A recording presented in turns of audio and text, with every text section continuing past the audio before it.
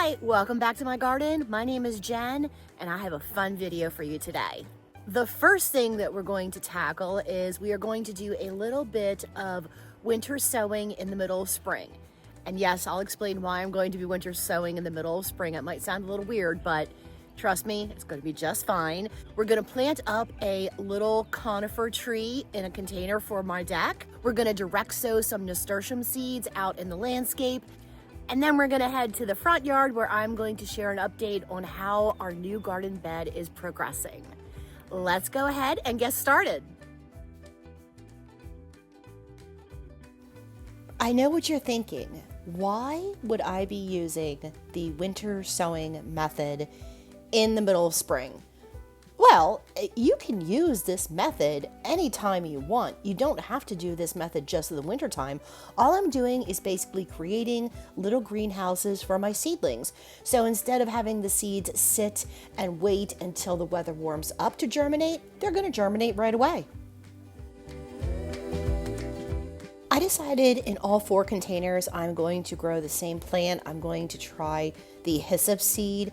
Now these seeds are very, very fine and they want to be direct sown right on top of the soil and not be pressed in or buried under any soil because these need light to germinate.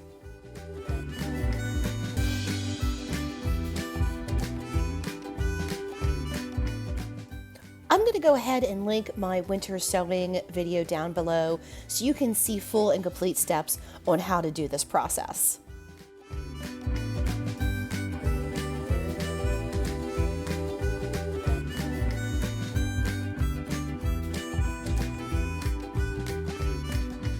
In my opinion, the best tape to use is a painter's tape because it is very easy to take off the jug when it's time to actually plant your seedlings out into the landscape.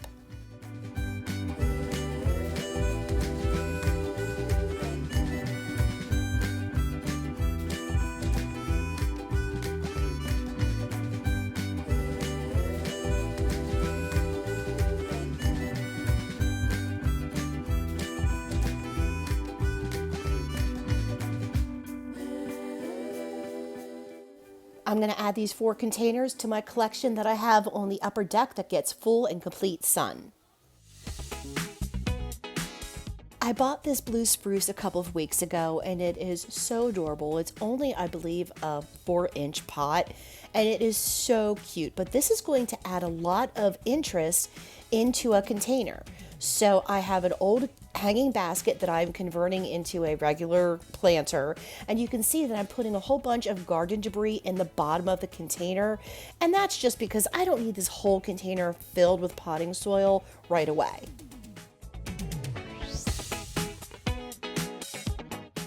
Now I took the evergreen out of its little potting container and I'm putting it in the big container and I'm packing soil all around it. This is a great hack that you can use. You can just pull that little container out and plop your plant right in and it has the perfect little home where it can start to grow.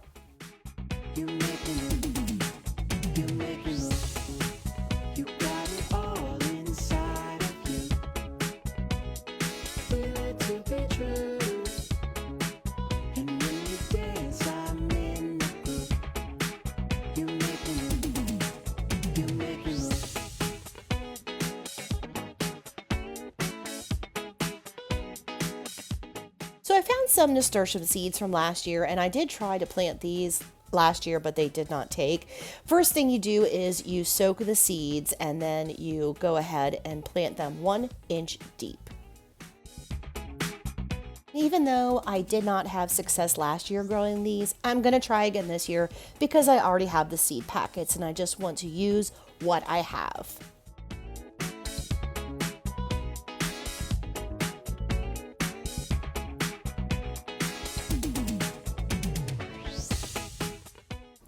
I think this evergreen is just so adorable. I love it. You have a whole bunch of the nasturtium seeds that are still soaking, and I think I'm going to plant them right over here in this upper flower bed.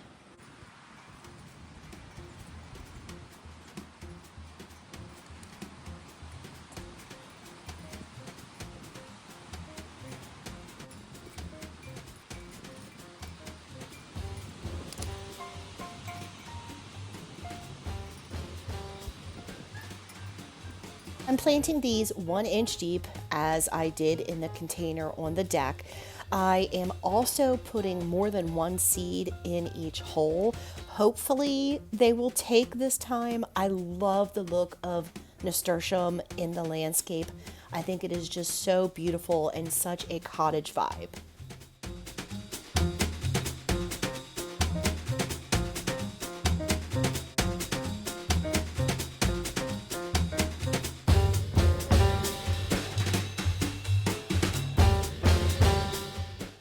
And if you are finding this content helpful and enjoyable to watch, please feel free to share this video with a friend.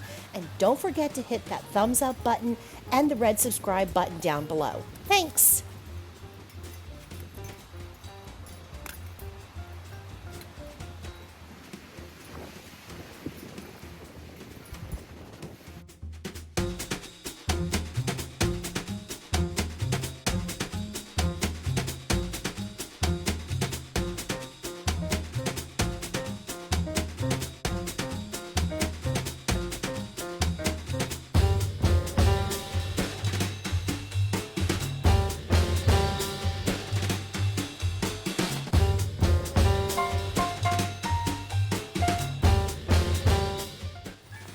All right, maintenance for these seeds is just to keep the ground damp until the seeds germinate and I start seeing growth. Hopefully that will happen within 1 to 2 weeks. But again, it's nasturtium, so it could take longer.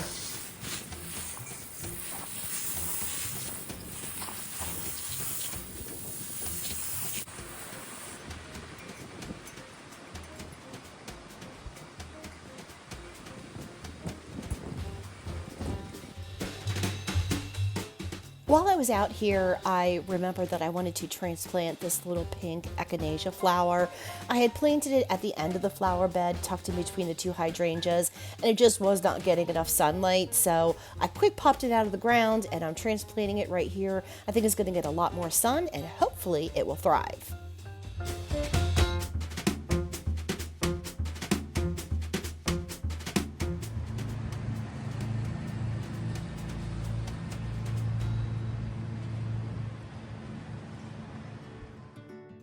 Now it is time to update you on our new front garden bed. Before I do, I want to repaint a line because we actually want to make the grass pathway in between the 2 flower beds a little bigger so the golf cart can drive through.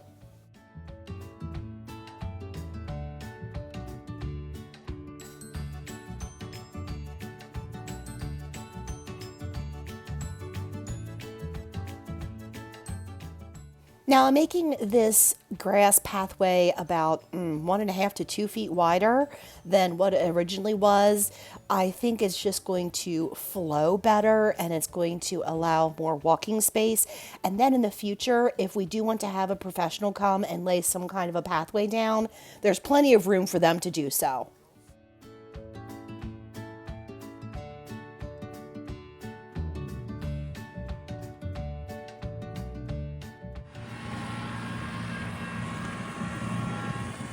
So as you can see, we are actually cutting in this flower bed. We are removing the sod. We are not doing the no-till method where we lay down cardboard right on top of the grass and then we put compost on top of that, and that's what we plant in. The reason that we are digging out the sod is because this is such an uneven area. We thought it would be a good idea to cut the sod out and kind of even out the flower bed area just a little bit to make it easier for when I am walking around and planting things in this bed.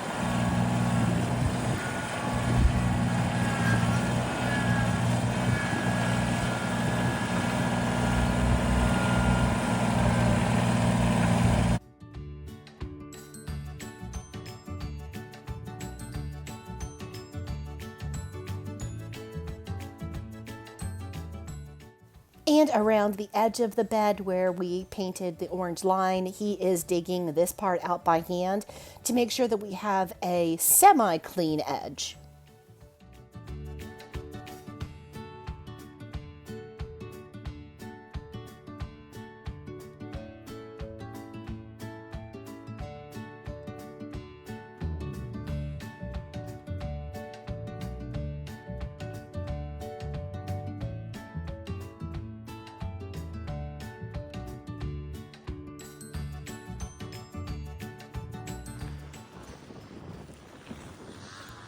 Right over here is the new line, so this is all going to be golf carts. And I think that's really important that we do have enough room here for the golf cart, because it just makes sense with all the garden bed cleanup that we have. And yes, the wind toppled over my obelisk, but there's my beautiful statement evergreen. Oh, this wind is just, I don't like the wind, it makes me mad. But here's another view of the golf cart track. So it's gonna go that way, up and around. Hopefully you can hear me. Hopefully I don't have to do a voiceover for this part as well. But just to bring everybody up to speed, the garden bed is going to come all the way around this tree, and it's going to go up over to where husband stopped digging. Let me take you up there. You can see we do have the orange line repainted, so we have a good guide. But all this is going to be flower bed, and we're going to have a grass path right there. Oh, this wind. Oh, my gravy. I figured I would spare you listening to me trying to talk over the wind. So this is just the portion that husband has already cut in for this new flower bed. And thank you to husband. He's doing a fantastic job. But I'm going to go ahead and swing around and show you in a second the progress that he's made. And the flower bed is going to go all the way down around that tree right there. And I am so excited. This is going to be an absolutely beautiful new flower bed. I hope you had as much fun watching this video as I did making this video for you, and I will see you in the next one. Bye!